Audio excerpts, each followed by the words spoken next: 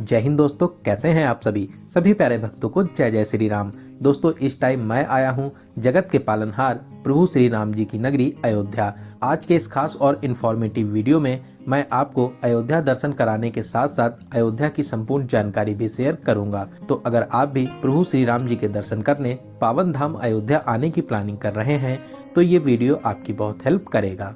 इस वीडियो में हम लोग बात करेंगे आप यहाँ तक कैसे पहुँचेंगे, यहाँ पर आपको होटल या धर्मशाला कहाँ पर लेना चाहिए और इनके क्या रेट्स रहते हैं, अयोध्या में दर्शन करने का सही तरीका क्या है और यहाँ पर कौन कौन से प्रमुख मंदिर और स्थान हैं, यहाँ पर खाने पीने की कैसी व्यवस्था है और वीडियो के लास्ट में बात करेंगे संपूर्ण बजट की। तो अयोध्या दर्शन की A to Z complete information के लिए वीडियो को बिना स्किप किए एक बार पूरा जरूर देखें। स्टेप बाय स्टेप आपको हर एक जानकारी मिलेगी। तो चलिए आज मेरे साथ घूमिए नव्य, दिव्य और भव्य अयोध्या में। दोस्तों, कमेंट बॉक्स में जय श्री राम जरूर लिखें। दोस्तों, हमारी संस्कृति और सभ्यता में अयोध्या हमेशा ही पूजनीय रही है और आज तो अयोध्या एक नए स्वरूप में आपको देखने को मिलेगी।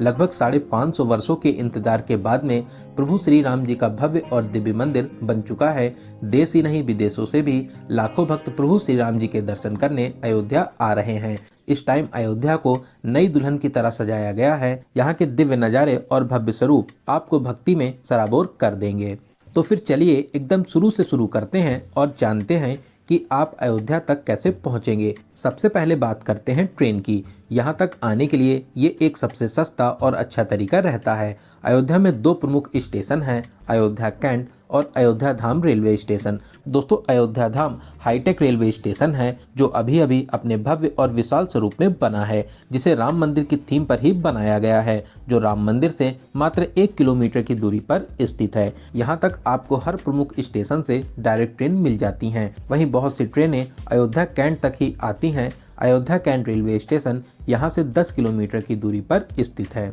अयोध्या कैंट रेलवे स्टेशन से आप ऑटो, ई रिक्शा या इलेक्ट्रिक बस में 30 से 40 रुपए का किराया देकर यहाँ तक बहुत ही आराम से आ जाएंगे। वहीं दोस्तों, आसपास के राज्य और शहरों से यहाँ तक के लिए आपको डायरेक्ट बसेस भी मिल जाती हैं। वहीं अगर आप फ्लाइट के माध्यम से यहाँ तक आना चाहते हैं तो यहाँ पर महर्षि वाल्मीकि इंटरनेशनल एयरपोर्ट भी बना हुआ है, जो राम की पौड़ी या सरयू घाट से लगभग 15 किलोमीटर की दूरी पर स्थित है। लगभग हर प्रमुख एयरपोर्ट से यहाँ तक के लिए आपको डायरेक्ट फ्लाइट मिल जाएंगी। तो चलिए, बहुत ही प्यारा सा सफर पूरा करके अब हम लोग पहुंच चुके हैं प्रभु श्री राम जी की नगरी अयोध्या धाम में। और अब हम लोग बात करते हैं यहाँ पर रुकने के लिए आपको होटल या धर्मशाला कहाँ पर लेना चाहिए। दोस्तों, ऐसे तो आप अयोध्या में कहीं पर भी बहुत ही प्यारा सा होटल, धर्मशाला या होम स्टे ले सकते हैं, लेकिन मैं आपको एडवाइस करूंगा आप अयोध्या धाम रेलवे स्टेशन रोड पर राम की पैड़ी के पास में, हनुमानगढ़ी के पास में या Ayodhya Cantt railway station road पर बहुत ही अच्छे और बजट होटल आपको मिल जाएंगे। यहाँ पर धर्मशाला की रेट की बात करें तो इनके रेट्स 500 से स्टार्ट हो जाते हैं। वहीं होटल्स आपको 800 में मिल जाएंगे। 1500 से 2000 के बजट में आपको बहुत ही अच्छा सा रूम मिल जाएगा। दोस्तों, जो बिल्डिंग आप वीडियो में देख रहे हैं ये अयोध्या धाम रेलवे स्टेशन रोड पर है। इसी बिल्डिंग के पीछे आपको बहुत ही अच्छे होटल्स और होम स्टे मिल जाएंगे। यहाँ पर लगभग सभी घरों में आपको होम स्टे की फैसिलिटीज मिल जाएंगी। इनके रेट्स की बात करें तो 700 से 800 के बजट में आप एक अच्छा सा रूम ले सकते हैं। वहीं इन प्लेसेस के अलावा आप मंदिर ट्रस्ट के यात्री निवास, त्रिवेणी सदन या श्री राम यात्री निवास में भी रुक सकते हैं। इन सभी प्लेसेस पे आपको बहुत ही अच्छे रूम्स मिल जाएंगे। वहीं अगर आप फ्री में भी रुकना चाहते हैं तो अयोध्या धाम रेलवे स्टेशन के पास में टेंट भी बने हुए हैं, जहां पर आप फ्री में भी रुक सकते हैं। वहीं दोस्तों, अगर आप सुबह 8 से 9 बजे तक अयोध्या आ जाते हैं तो आप एक ही दिन में सभी मंदिरों में दर्शन करने के बाद में शाम को अपने घर के लिए वापसी कर सकते हैं। तो आपको यहाँ पर होटल लेने की भी कोई जरूरत नहीं पड़ेगी। तो चलिए अब जानते हैं अयोध्या में दर्शन और घूमने का सही तरीका क्या रहता है, जिससे आप बहुत ही कम समय और सही से सभी प्लेसेस को आराम से कवर कर लें। दोस्तों, हम लोग सबसे पहले चलेंगे राम की पैड़ी सरयू घाट पर स्नान करने के लिए, जो अयोध्या धाम रेलवे स्टेशन से लगभग 2.5 किलोमीटर की दूरी पर स्थित है। ई रिक्शे में 20 रुपए का किराया देकर आप आ जाइए लता मंगेशकर चौक के पास में। ये चौराहा रामपथ, धर्मपथ, नया घाट और राम की पैड़ी को जोड़ता है। इसी चौराहे पर विशाल वीणा स्थापित है जो स्वर कोकिला लता मंगेशकर जी को समर्पित है। इसी चौक के पास में धर्मपथ पर सूर्य स्तंभ भी स्थापित हैं, जो यहाँ की भव्यता और दिव्यता को और भी बढ़ाता है। शाम को तो इसके नज़ारे देखते ही बनते हैं। दोस्तों, लता मंगेशकर चौक के सामने ही राम की पैड़ी स्थित है। राम की पैड़ी बहुत ही पवित्र स्थान है। यहाँ पर विश्वविख्यात दीपोत्सव होता है। साथ ही यहाँ का लेजर शो भी बहुत ही ज़्यादा फेमस है।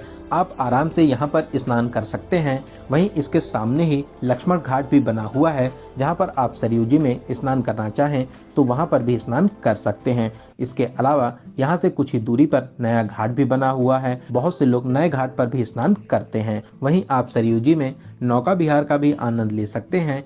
इसका एक्सपीरियंस भी बहुत ही ज़्यादा खास रहता है। मैक्सिमम लोग यहाँ पर सरयू जी में नौका विहार जरूर करते हैं। तो यहाँ पर स्नान करने के बाद में अब हम लोग चलेंगे राम की पैड़ी पर ही स्थित श्री नागेश्वर महादेव जी के दर्शन करने के लिए। दोस्तों, ये महादेव जी का बहुत ही प्राचीन और अलौकिक स्थान है।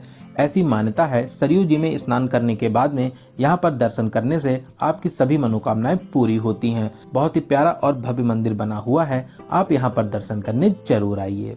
यहाँ पर दर्शन करने के बाद में आप फिर से लता मंगेशकर चौक के पास में आ जाइए। फिर यहाँ से ई रिक्शे में 20 रुपए का किराया देकर अब हम लोग चलेंगे हनुमानगढ़ी। दोस्तों, पूरी अयोध्या को ही एक ही रंग और डिजाइन में बनाया और सजाया गया है।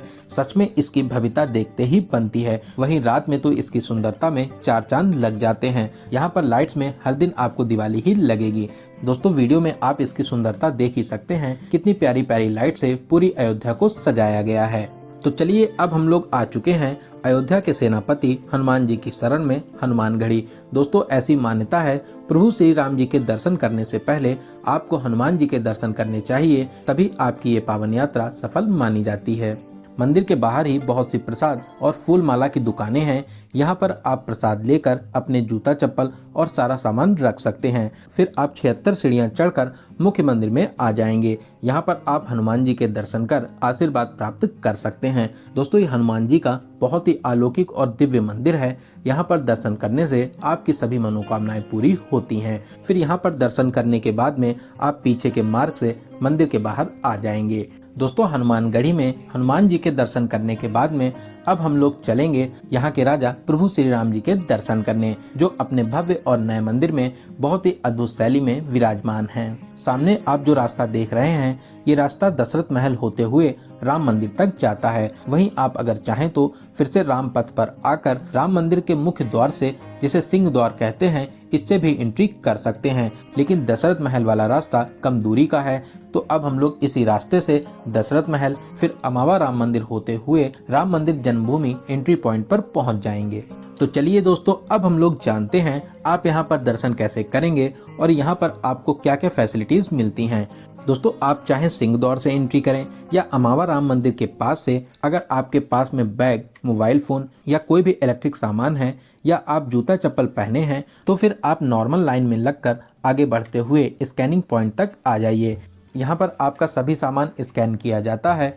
फिर उसके बाद में लॉकर एरिया में एंट्री कर सकते हैं।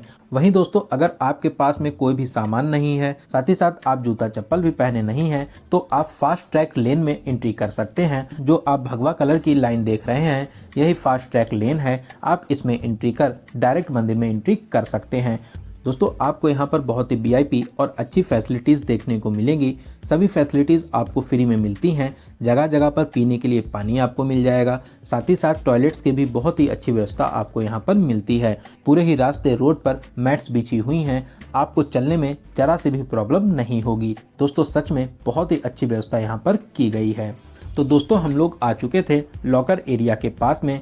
यहाँ पर जूता चप्पल काउंटर बने हुए हैं। आप यहाँ पर अपने जूता चप्पल जमा कर टोकन ले लीजिए। फिर आप लाइन में लगकर लॉकर में अपना सारा सामान जमा कर दीजिए। आपके सामान की रसीद और चाबी आपको दी जाती है। तो सारा सामान जमा करने के बाद में अब हम लोग चलेंगे प्रभु श्री राम जी के दर्शन करने। लाइन में लगकर आगे बढ़ते हुए अब हम लोग मंदिर प्रांगण में आ जाएंगे। दोस्तों, मंदिर की दिव्यता और भव्यता देखकर आप दंग रह जाएंगे। सच में बहुत ही प्यारा और अलौकिक मंदिर बना है, जिसकी खूबसूरती और दिव्यता मैं शब्दों में बयान नहीं कर सकता।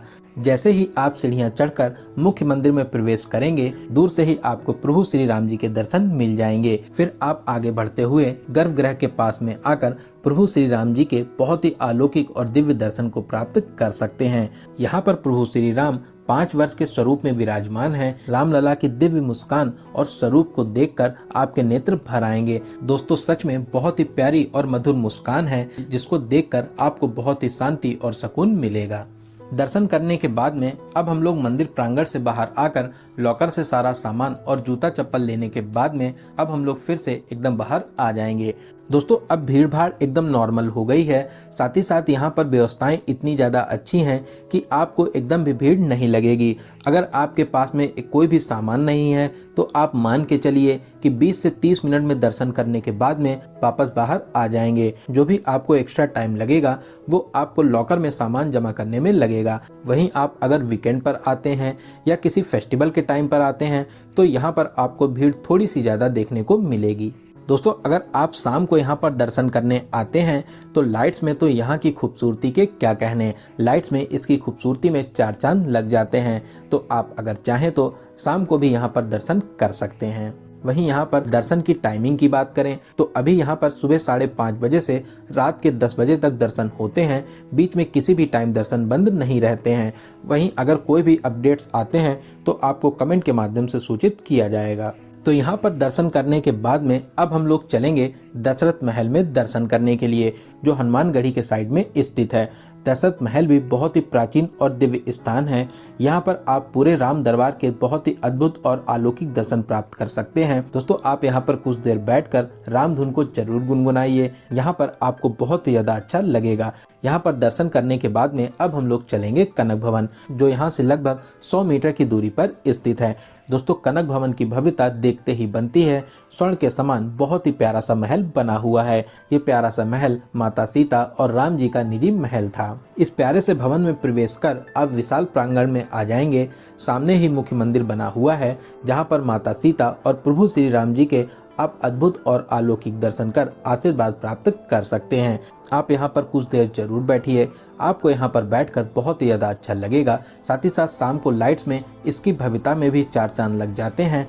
आप शाम को भी यहाँ पर दर्शन करने आ सकते हैं। कनक भवन प्रांगण में ही श्री लाल दरबार मंदिर और श्री कनकेश्वर महादेव मंदिर भी स्थापित हैं। आप यहाँ पर भी दर्शन कर आशीर्वाद प्राप्त कर सकते हैं। ये भी स्थान बहुत ही ज्यादा प्राचीन और अलौकिक है। आप यहाँ पर भी दर्शन जरूर करें। दोस्तों अयोध्या में आप इन सभी प्लेसेस के अलावा श्री मनी रामदास छावनी, तुलसी स्मारक, जैन मंदिर और भी बहुत से प्रमुख मंदिर हैं, वहाँ पर भी आप दर्शन कर सकते हैं। तो चलिए अब हम लोग बात करते हैं यहाँ पर खाने पीने की कैसी व्यवस्था है। दोस्तों पूरे ही अयोध्या में जगह जगह आपको विशाल भंडारे मिल जाएंगे। आप सिंह द्वार के पास में अमावा राम मंदिर, राम पथ पर, राम की पैड़ी के पास में, सरयू घाट के पास में आप यहाँ पर हर तरीके का भोजन और प्रसाद ग्रहण कर सकते हैं। वहीं अगर आप ढाबे या रेस्टोरेंट में भोजन करना चाहते हैं तो यहाँ पर बहुत से रेस्टोरेंट भी बने हुए हैं, जहाँ पर आप अपने बजट के हिसाब से भोजन कर सकते हैं।